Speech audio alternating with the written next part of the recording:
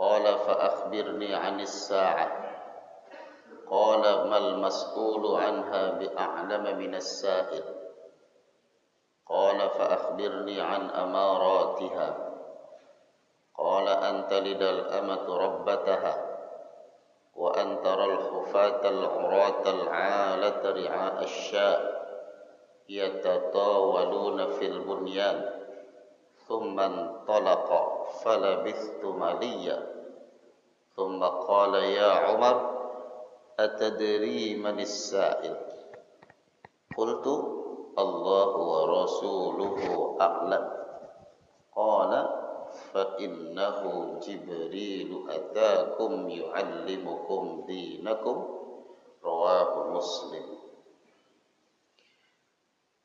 Bismillahirrahmanirrahim.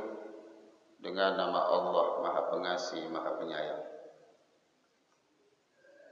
Wa bihi ilaihi qala fa akhbirni 'anis sa'ah. Berkata orang itu, fa akhbirni 'anis sa'ah, maka kabarilah aku tentang hari kiamat.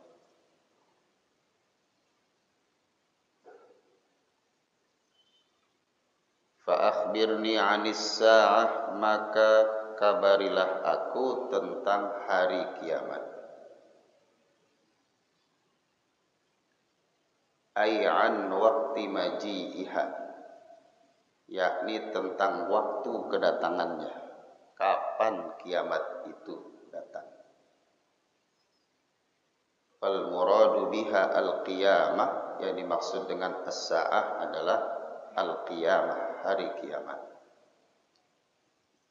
Wa summiyat sa'ah, lalu kenapa hari kiamat itu disebut dengan as-sa'ah? Ulama memberikan keterangan li'annaha ta'tin nasa baghtatan fi sa'ah, karena sesungguhnya hari kiamat itu datang kepada manusia secara tiba-tiba dalam waktu yang sesaat.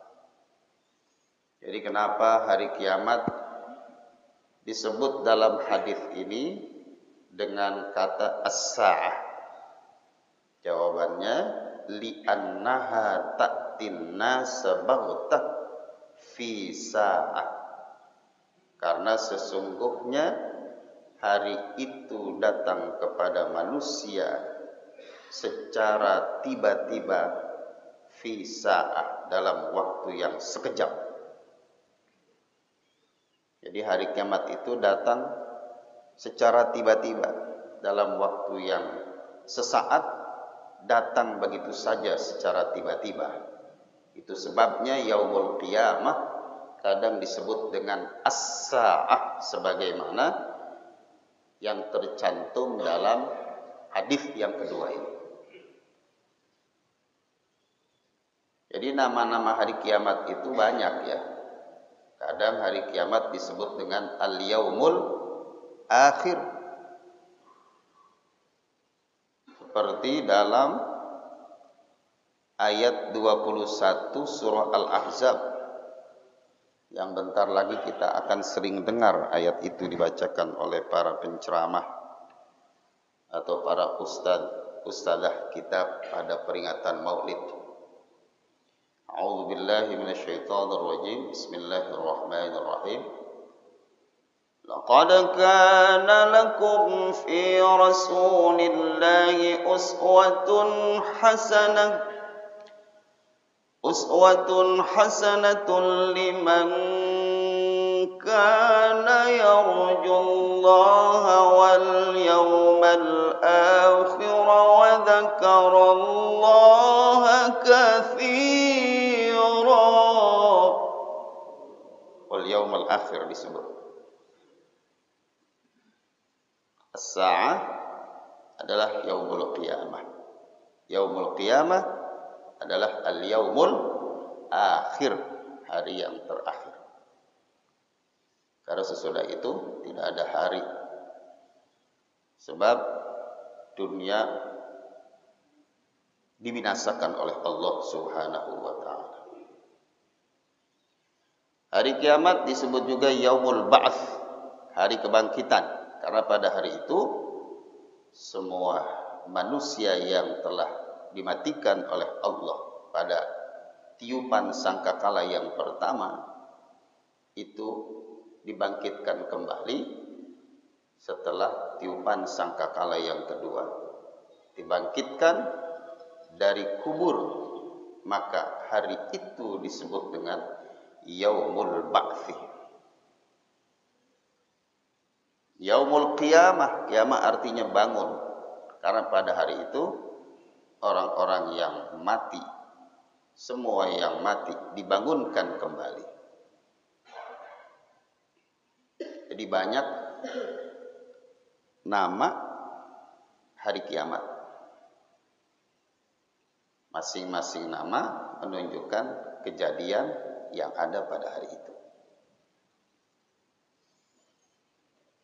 Disebut as-sa'ah, kembali lagi pada hadis ini, disebut as-sa'ah li'annaha ta'tin nas baghtatan fi sa'ah, sebagaimana yang ditegaskan oleh Allah Subhanahu wa taala dalam surah Al-A'raf ayat 187, la ta'tikum illa baghtah, tidaklah datang hari kiamat itu kepadamu kecuali secara tiba-tiba.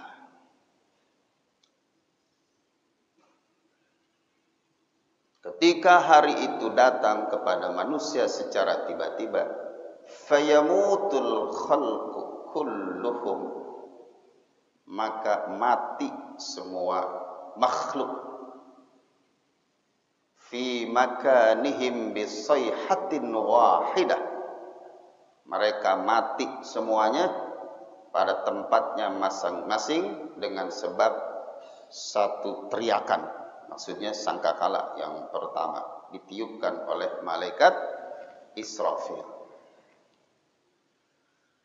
Dalam kitab Daqaiqul Akhbar disebutkan bahwa trompetnya malaikat Israfil itu gedenya, kalau kata orang Betawi, ngalaihim gambreng, gedenya. Iya, paham tuh ya? Gedenya ngalaihim gambreng. Demikian besar sangkakalanya malaikat Israfil, dan sangkakala itu punya banyak lubang. Lubangnya itu sebanyak jumlah manusia.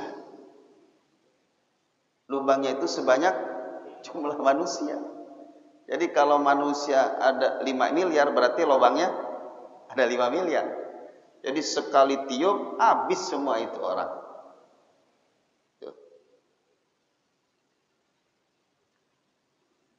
Demikian dahsyatnya bunyi trompetnya malaikat Israfil. Mungkin lebih dari geledek ya. Trompet di dunia aja, kalau ditiupnya samping kuping kita kaget, ya, itu trompetnya kecil. Bagaimana trompetnya alaihim gambreng? Pantes semua orang menjadi binasa sekali mendengar trompet itu ditiupkan oleh malaikat Israfil. Mau ngalamin begitu?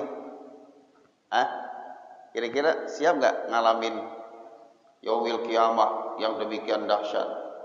Insyaqqal qamar, bulan terbelah, laut digulung, airnya tumpah ruah menenggelamkan daratan, bintang-bintang nun jauh di sana jatuh menghantam bumi, hancur berantakan. Itulah yang disampaikan Allah dalam Al-Quran tentang dahsyatnya yaumul kiamah.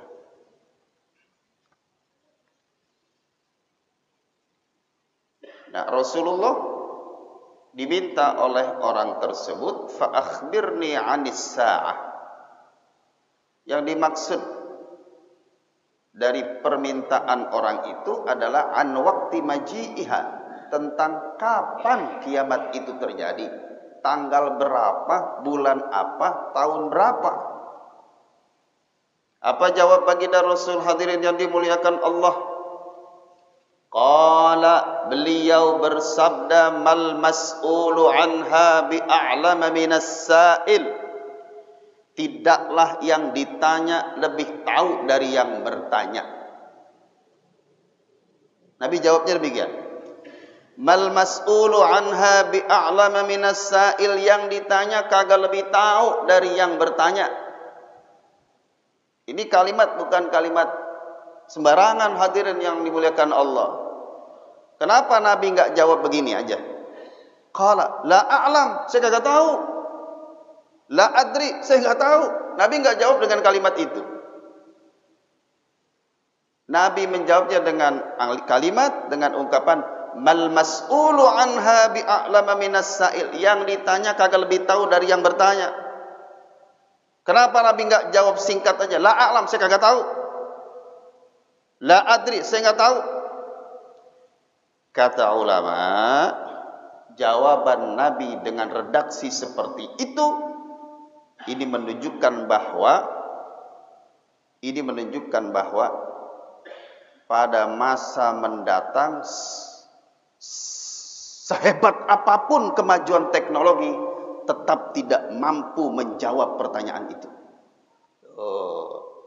Sehebat apapun kemajuan teknologi, secerdas apapun manusia di masa mendatang, 1500 tahun kemudian setelah Nabi wafat, atau lebih dari itu, sehebat apapun kemajuan teknologi, secerdas apapun orang, kagak bisa tahu kapan kiamat itu terjadi.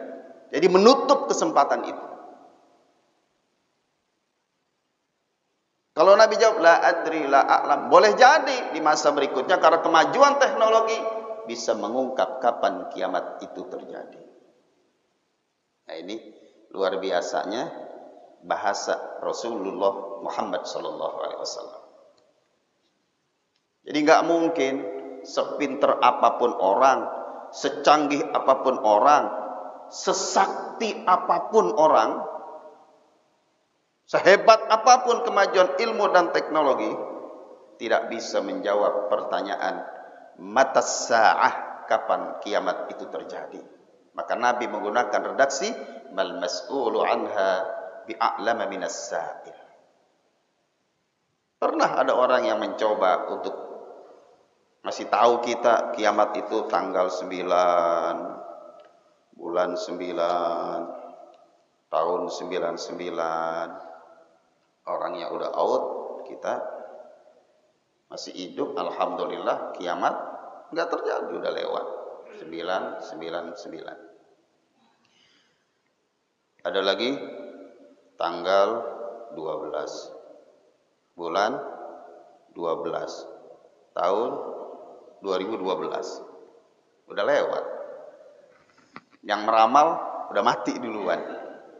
Bagi gaya-gaya bener pengen jawab pertanyaan kiamat kapan itu terjadi. Jadi Nabi maupun malaikat Jibril memang tidak diberitahu oleh Allah kapan kiamat itu terjadi. Maka redaksi yang digunakan oleh baginda Rasul untuk menutup kemungkinan terjawabnya pertanyaan itu, digunakan redaksi mal mas'ulu anha bi'a'lama minas sa'il. Ada orang Arab Badui datang kepada baginda Rasul. Dengan gagahnya dia bertanya di hadapan Rasulullah sallallahu alaihi wasallam. Mata sa'ah, kapan kiamat itu terjadi wahai Rasulullah? Tanya orang Arab Badui itu kepada baginda Rasul. Dengan tenangnya Nabi menjawab, ma'adatta laha, apa yang sudah kau persiapkan untuk menyambut datangnya hari kiamat itu? Orang langsung gemeter dengar jawaban Nabi. Tadinya dia gagah banget itu, gagah. kumis baplang, kayak pagar masjid, mata lagar melotot, ngomong di depan Nabi, mata sa'a ya Rasul. Nabi menjawab dengan tenang, emangnya apa yang udah kamu siapin untuk hari kiamat? Orang ini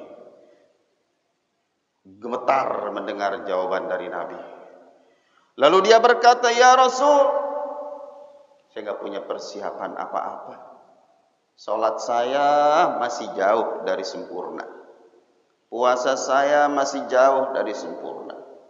Sedekah saya kurang begitu berani. Saya nggak punya persiapan apa-apa kecuali hubbullah wa rasulih. Kecuali hanya cintaku kepada Allah dan Rasulullah sallallahu alaihi wasallam. Lalu Nabi melanjutkan kalimatnya dengan ungkapan, anta ma'aman ahbabta. Engkau bersama dengan orang yang engkau cintai. Engkau bersama dengan yang engkau cintai. Jadi kita nggak usah hanya tanya kapan kiamat itu terjadi, tanggal berapa ya, bulan apa ya, tahun berapa. Emang kita mau ngapain, mau siap-siap? Yang perlu kita persiapkan adalah amal soleh kita.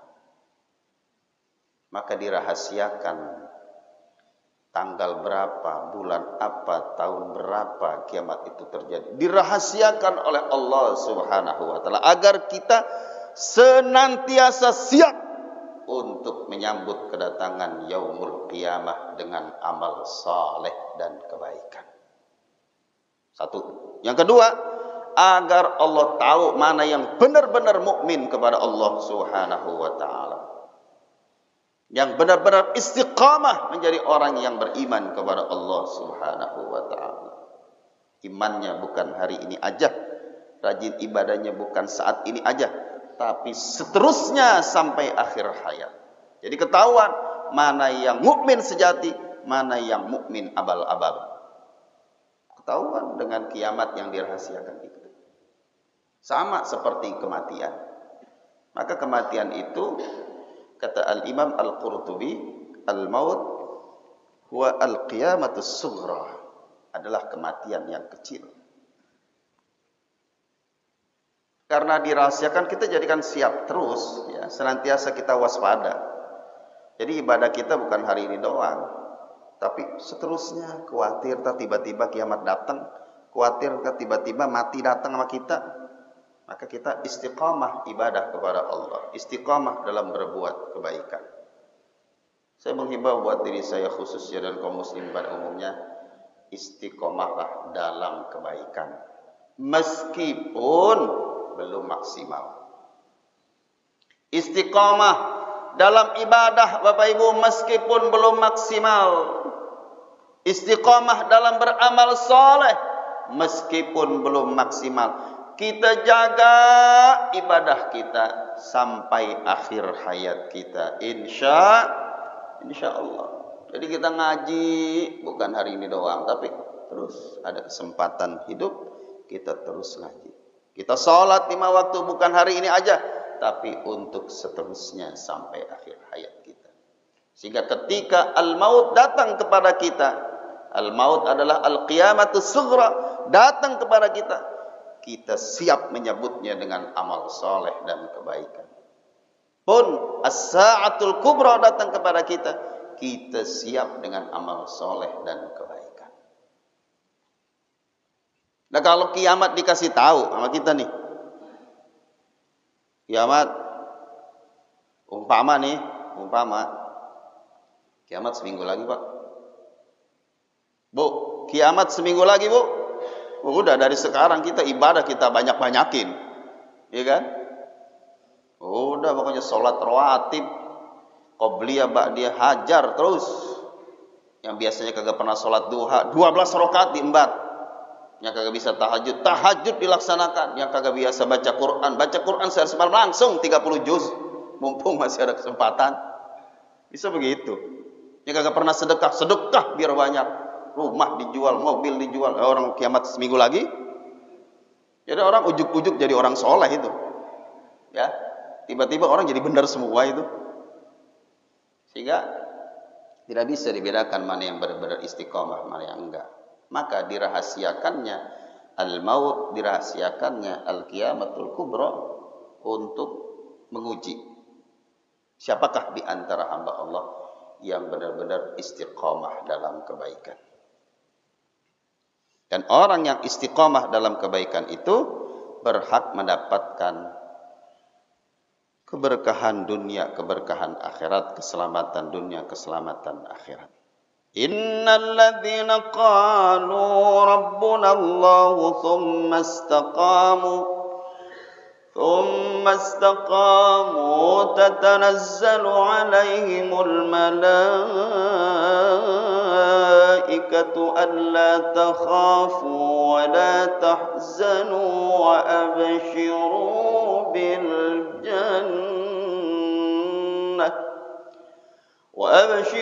بالجنة التي كنتم توعدون.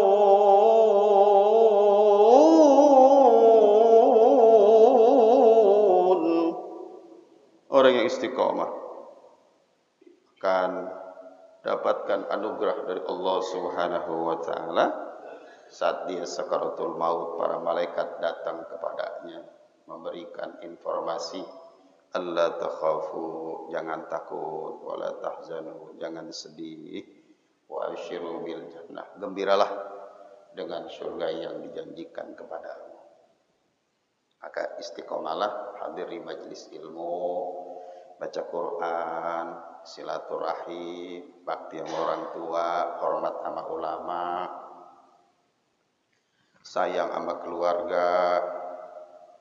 Ibadah-ibadah wajib dikerjakan dengan sebaik-baiknya, plus ibadah-ibadah sunnah lainnya.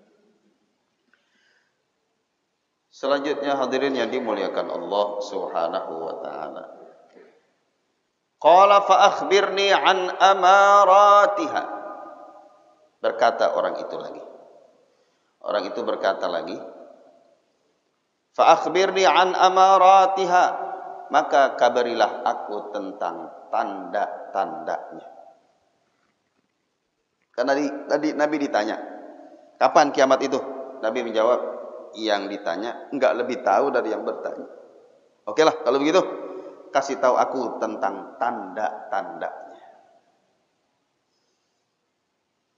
Qala, Nabi bersabda, antalidal amatu rabbataha.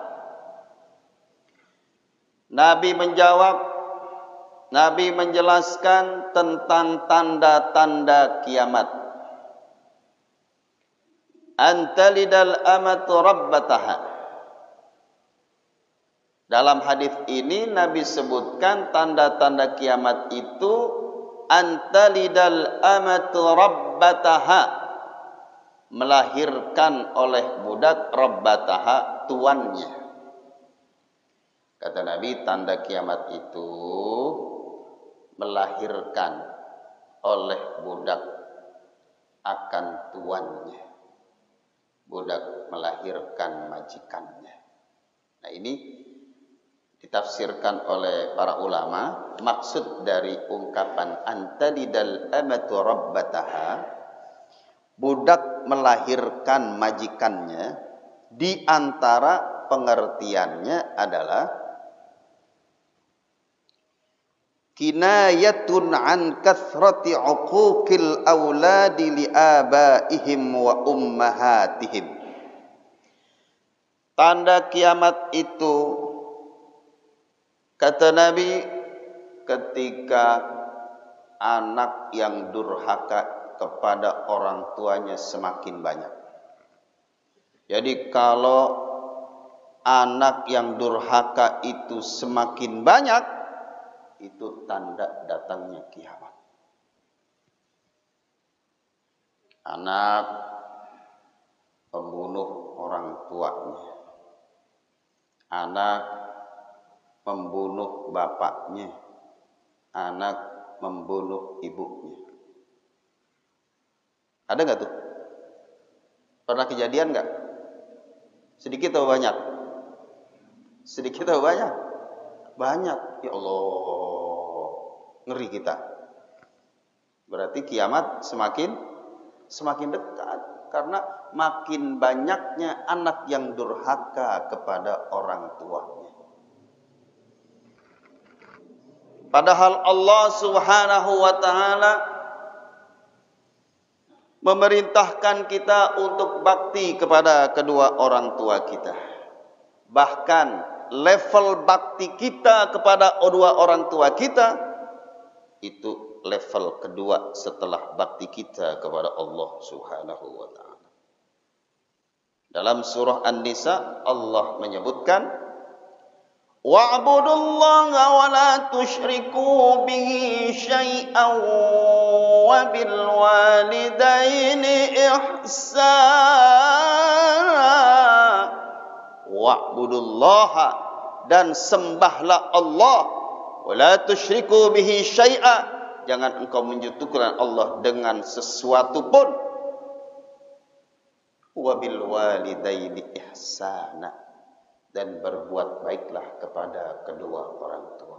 Jadi bakti kepada orang tua, Bapak Ibu hadirin, itu ranking kedua setelah bakti kepada Allah Subhanahu wa taala. Qadha rabbuka alla ta'budu illa iyyahu wa bil walidaini ihsana. Dalam ayat yang lain, imma yablughanna 'indakal kibar ahaduhuma aw kilahuma fala taqul lahumā uff, jangan kau berkata kepada kedua orang tua. Kita ngomong aja di hadapan orang tua kita dilarang oleh Allah Subhanahu wa taala. Ada anak disuruh mamanya mau beli Indomie sono di warung, enggak amah. Itu udah termasuk durhaka sama orang tua.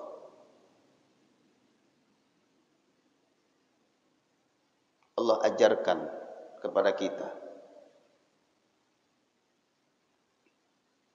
wala tanharhuma, jangan bentak orang tua kita. Orang tua ngomel mah biasa. Anak ngomel sama orang tua itu durhaka. Jangan kita bantah orang tua kita. Karena orang tua kita mah ini ada pepatah ngomong begini nih. Orang tua mah salahnya aja bener, apalagi benernya. Begitu. Orang tua salahnya aja bener, apalagi benernya. Maksudnya orang tua kita lagi ngomong, kita dengerin. Betapapun tingginya pangkat kita di hadapan orang tua, rendah kita di hadapan orang tua. Betapapun banyaknya harta kekayaan kita, di hadapan orang tua tunduk. Jangan mentang-mentang karena sebulan sekali kita ngasih sama orang tua kita 1 juta, 2 juta, 3 juta, 4 juta, lantas petentang-petenteng di hadapan orang tua kita. Lah, jangan. Kaya kita di hadapan orang tua kita rendah. Merendahlah di hadapan orang tua kita. Umpama ilmu kita tembus 7 lapis langit di hadapan orang tua kita, rendah. Itu perintah Allah. Wakhfid lahuma janaha dhulli minar rahmah wa qur rabbirhamhuma kama rabbayani shaghira. Umpama ilmu kita banyak nih. Orang hormatin kita jadi orang alim, jadi kiai, jadi guru besar. Guru besar, hubes singkatannya. Alimnya luar biasa. Orang cium tangan sama kita bolak-balik. Di hadapan orang tua kita rendah. Jangan petentang-petenteng di hadapan orang tua kita karena kekayaan kita, karena pangkat kita, kata ilmu kita. Di hadapan orang tua kita, Allah perintahkan, wahfid lahuma janaha dhulli minar rahmah. Ayat sebelumnya, wala tanharhuma, jangan bentak orang tua kita. Biar kata, mohon maaf, biar kata orang tua kita ilmunya gak ada apa-apanya dibandingkan kita. Kita mah alhamdulillah sekolah, kuliah, S1, S2, S3, S4, S apa lagi tuh. Di depan orang tua kita tunduk. Ya, apa-apaan kita gagah-gagahan di depan orang tua kita. Na'udzubillah min dzalik. Tunduk. Pengen hidup kita berkah? Hormat sama orang tua kita. Hormat sama orang tua kita. Pernah kita mendengar kisah Uwais Al-Qarni. Uwais Al-Qarni kagak pernah jumpa sama baginda Rasul, pengen banget ketemu sama Rasul, tapi kagak kesampaian. Cuma Nabi pesan kepada sahabat Umar bin Khattab, kepada sahabat Ali bin Abi Thalib, kalau kau berjumpa dengan Uwais Al-Qarni, minta doa. Kelasan Umar bin Khattab minta doa sama Uwais. Kelasan Ali bin Abi Thalib minta doa sama Uwais. Ada apa ini? Siapa Uwais Al-Qarni? Sampai Nabi pesan begitu. Padahal Umar bin Khattab termasuk 10 sahabat Nabi yang dijamin masuk surga. Ali bin Abi Thalib termasuk sahabat Nabi yang dijamin masuk surga. Ngapa Nabi pesan begitu tuh? Ntar kalau ketemu sama orang namanya Uwais Al-Qarni, minta doa ya. Minta doa. Minta didoakan oleh Uwais Al-Qarni. Berarti kan spesial banget ini orang. Apa amalannya yang membuat Uwais Al-Qarni masyhurun fis sama? Padahal pakaiannya, mohon maaf, pakaiannya biasa aja. Malah tambel-tambelan. Mohon maaf, kayak orang gembel begitu. Tapi masyhurun fis sama, terkenal kewaliannya pada penduduk langit. Para malaikat berdecak kagum kepada Uwais Al-Qarni. Apa sih amalannya? Amalannya adalah birrul walidain. Bakti sama kedua orang tua, khususnya kepada ibundanya. Itu yang membuat derajatnya diangkat oleh Allah Subhanahu wa taala. Nah, ketika anak durhaka kepada orang tuanya, semakin banyak dari waktu ke waktu, kata Nabi, min alamatis sa'ah. Min alamatis sa'ah. Ya Allah. Nah, kita mulai rapi-rapiin sikap kita kepada orang tua kita. Mumpung ibunda kita masih ada, ayahanda kita masih ada. Bakti pada orang tua kita, bikin hidup kita berkah dunia akhirat. Ridallah fi ridal walidain, wa sakhatullah fi sakhatil walidain. Redoknya Allah tergantung redoknya emak bapak kita, murkanya Allah terletak pada murkanya emak bapak kita. Bahkan ulama ngajarin, kalau perlu saban Jumat, habis sholat Jumat, kita datengin emak kita, kita cuci kakinya, kita minta redok, kita minta maaf. Kalau perlu sampai segitu. Berkah.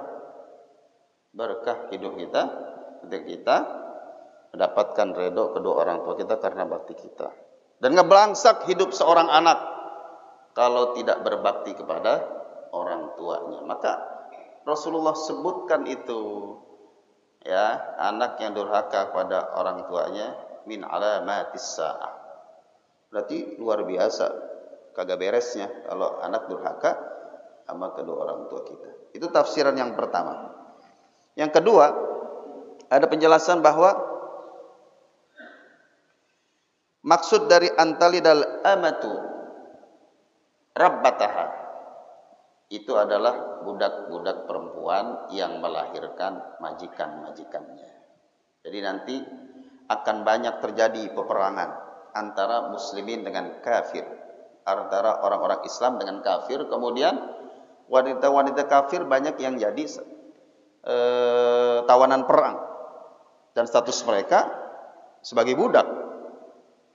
Karena terjadi nanti peperangan di akhir zaman antara muslimin dengan kafirin.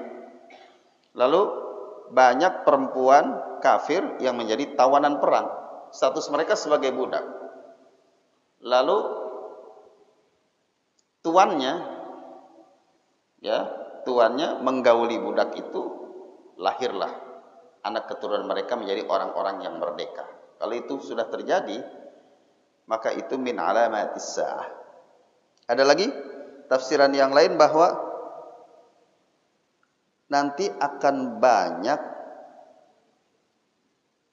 praktek jual beli anak. Jual beli anak. Pernah dengar nggak ada orang jual beli anak? Hati-hati itu. Karena rusaknya zaman, maksudnya kelakuan orang-orangnya yang di akhir zaman itu semakin rusak, maka yang dijual bukan lagi HP, yang dijual bukan lagi motor, yang dijual bukan lagi sembako, yang dijual bukan lagi batu cincin, yang dijual bukan lagi sorban, anak dijual. Nauzubillah min dzalik. Itu min alamatis sa'ah. Itu tafsiran dari antalidal abatu rabbataha. Jadi budak melahirkan majikan, anak-anak yang merdeka, kemudian ibu yang melahirkan anak yang durhaka. Anak kelakuannya kepada orang tuanya udah kayak majikan, orang tuanya udah kayak pembantu, naudzubillah. Wal iyadu billah. Wa antaral khufatal uratal 'alata ri'a asya yatatawaluna fil bunyan. Tanda berikutnya kata Nabi, wa antaral khufatal uratal 'alah. Kata Nabi, dan ketika engkau melihat al-hufat, hufat itu jamak dari hafi, orang yang tak beralas kaki, nggak pakai sendal, nggak pakai sepatu. Bahasa Jermannya al-nyekeru, nyeker, ya. Jadi kalau kita lihat banyak orang yang nyeker, tidak beralas kaki, al-hufat orang yang nyeker, jamak dari hafi, karena banyak, bukan cuma satu orang, banyak. Al-urata, orang yang tak berpakaian, banyak. Ini jamak dari arin. Al-alah, itu jamak dari ail. Ri'a asyah, ri'a itu jamak dari ra'i, artinya yang mengembala kambing. Kalau satu orang ra'i, kalau banyak ri'a. Asyai itu jamak dari syatun, domba, kambing. Kalau banyak sya, itu jamaknya. Jadi ketika engkau melihat banyak orang yang nyeker, tak beralas kaki, telanjang, pakaiannya kagak jelas gitu ya, nggak lengkap seperti kita.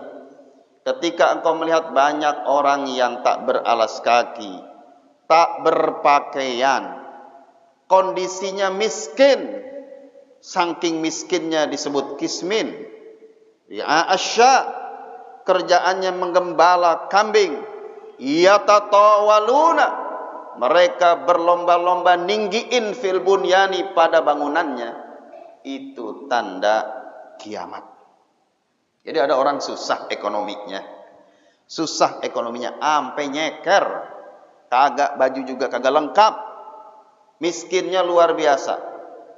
Orang-orang fakir, orang yang miskin papa, tak beralas kaki, tak berpakaian, kerjaannya mengembala kambing, tapi mereka berlomba-lomba ninggiin bangunannya, bermewah-mewah dalam gedung, dalam rumahnya, dengan perasaan yang bangga, takabur, sombong. Itu tanda kiamat. Tuh. Jadi bangunan-bangunan tinggi itu semakin banyak, dan bangunan itu dibangun oleh orang-orang yang susah secara ekonomi. Mereka berlomba-lomba ninggiin bangunan. Begitu bangunan udah main tinggi-tinggi, mereka sombong dengan bangunan itu, dengan rumahnya. Itu tanda kiamat. Bukan berarti kita nggak boleh punya rumah yang mewah, bukan itu. Bukan itu maksudnya. Silakan miliki rumah yang bagus untuk disyukuri, bukan untuk berbangga-bangga, bukan untuk kesombongan. Silakan.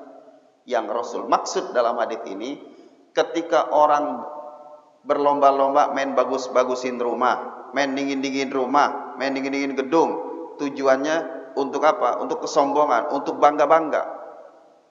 Itu tanda al-qiyamah. Itu tanda hari kiamat semakin dekat. Ya. Jadi orang hubbud dunya, cinta sama dunia, sama ibadah ogah, tapi sama dunia demen.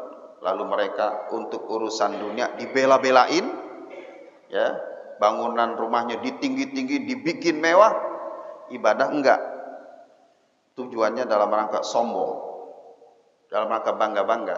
Kata Nabi, min alamatis sa'ah, itu termasuk tanda kiamat. Tsumman talaqa, kemudian orang itu pergi.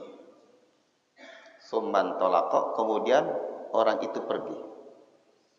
Falabithtu maliya, maka aku tinggal dalam waktu yang cukup lama. Kata Umar bin Khattab, orang itu pergi, zahabar rajul as-sa'il. Orang yang bertanya tadi kepada baginda Rasul itu pergi. Falabithtu maliya, maka aku tinggal beberapa saat. Dalam keterangan yang dimaksud maliya di sini adalah beberapa hari, kira-kira 3 hari. Summa qala, kemudian qala, Nabi bersabda, ya Umar, wahai Umar, atadri manis sa'il, tahukah engkau siapa yang bertanya itu? Qultu, Umar berkata, Umar menjawab, Allahu wa rasuluhu a'lam. Allah dan Rasulnya yang maha tahu, yang lebih tahu. Ada pesan yang tercantum dalam hadis ini bahwa bertanya itu boleh. Bertanya untuk ilmu silakan. Ya, as-su'al 'anil 'ilm, bertanya tentang ilmu silakan. Dibolehkan. Dibolehkan kita bertanya karena ketidaktahuan kita. Bukan nanya dalam rangka menguji. Ya. Kita nanya tujuannya nguji, jangan. Apalagi kita ngaji nih sama guru, gue uji gurunya nih, pintar apa kagak nih, jangan. Kita nanyanya karena memang kita nggak tahu. Silakan. Silakan kita bertanya. Jadi malaikat Jibril itu ngajarin kepada kita untuk bertanya dalam urusan agama. Kalau kita kagak tahu, jangan kita ngerjain sendiri semau kita. Nanya sama yang ahlinya. Itu maksud kenapa malaikat Jibril bertanya kepada baginda Rasul. Ngajarin, mengedukasi sahabat dan umat Islam dalam urusan apapun yang bukan bidangnya, apalagi urusan agama, nanya. Ya, nanya. Jangan ikut-ikutan ngomong yang bukan bidang kita. Ini saya dapat keterangan ini di buku ini nih. Ada buku namanya Syarah Hadits Jibril. Sebagai penutup nih saya mau sampaikan kepada kita bahwa buku ini dicetak pada tahun 1424. Kira-kira Masehinya berapa tuh ya? 1424. Sekarang Hijriahnya berapa? 1445. 6 apa 5? Kebanyakan duit kita bingung kadang-kadang ya. Jawabnya berapa? Kebanyakan duit. Lupa dah tuh 1445, 446. Ini 1424 Hijriah. Ini buku disusun oleh Al-Habib Zain bin Ibrahim bin Sumaid bin Auliyaillah. Jadi beliau ungkapkan begini nih. Termasuk tanda kiamat itu semakin dekat, kata beliau, banyak terjadi huru-hara, kekacauan, kegaduhan.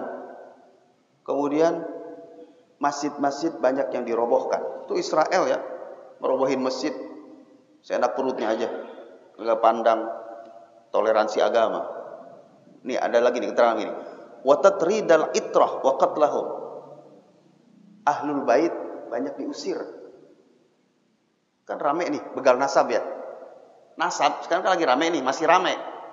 Nasab Nabi digugat, keturunan Nabi digugat. Ini ternyata keterangannya ada nih. Wa tatridal itrah wa qatlahum. Ketika dzurriyyah Rasul itu diusir, digugat nasabnya, nah itu tanda juga tuh. Ini buku dicetak tahun 1424. Jadi beberapa tahun yang lalu udah disampaikan oleh ulama kita bahwa di antara tanda akhir zaman itu ketika dzurriyyat Rasul itu diusir-usir, diperlakukan tidak hormat, sampai nasabnya digugat-gugat. Itu kejadiannya sekarang, informasinya udah diungkap sekian tahun yang lalu. Tuh, dosa besar dianggap remeh, suap menyuap itu biasa terjadi.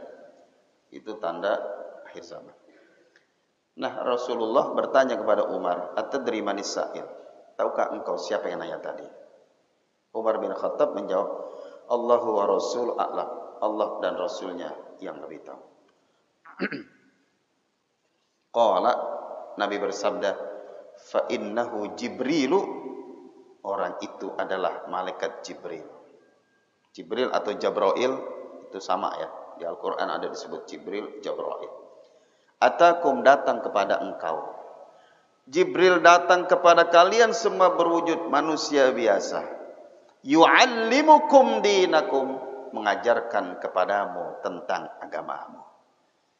Jadi Jibril bertanya tentang iman, tentang Islam, tentang ihsan, tentang hari kiamat. Itu dalam rangka mengajarkan para sahabat tentang agama. Tentang agama. Dengan apa? Dengan cara dialog. Dengan cara tanya jawab. Ini juga mengajar kepada kita dalam urusan agama, khususnya kita awam. Kita minim pengetahuan. Jangan ngerjain semau kita. Kita kagak tahu, kita kagak paham dalam urusan agama. Datang kepada kiai, datang kepada guru, datang kepada habaib, datang kepada para asatid. Minta penjelasan. Jangan semau kita. Apalagi kita berpendapat yang bukan ahlinya. Sampai ngata, hakul yakin. Misalnya gitu. Hakul yakin. Nasab itu terputus. Hakul yakin. Bagaimana hakul yakin? Kita hidup masa sekarang, kejadiannya beberapa ratus tahun yang lalu, kan kita kagak hadir. Maka jangan disebut hakul yakin. Hadirin yang dimuliakan Allah Subhanahu wa taala, mudah-mudahan kita jadi lebih siap lagi ya untuk menghadapi al-qiyamatus sughra, ya, kematian atau al-qiyamatul kubra, hari kiamat nanti, dengan memperbanyak amal soleh dan kebaikan. Kebaikan terus kita lakukan, amal soleh terus kita kerjakan, ibadah terus kita laksanakan. Insya Allah hidup berkah, meninggal husnul khatimah, dan kelak di yaumil qiyamah semua kita dimasukkan oleh Allah ke dalam syurganya. Amin ya rabbal alamin, beserta anak keturunan kita. Al-Fatihah.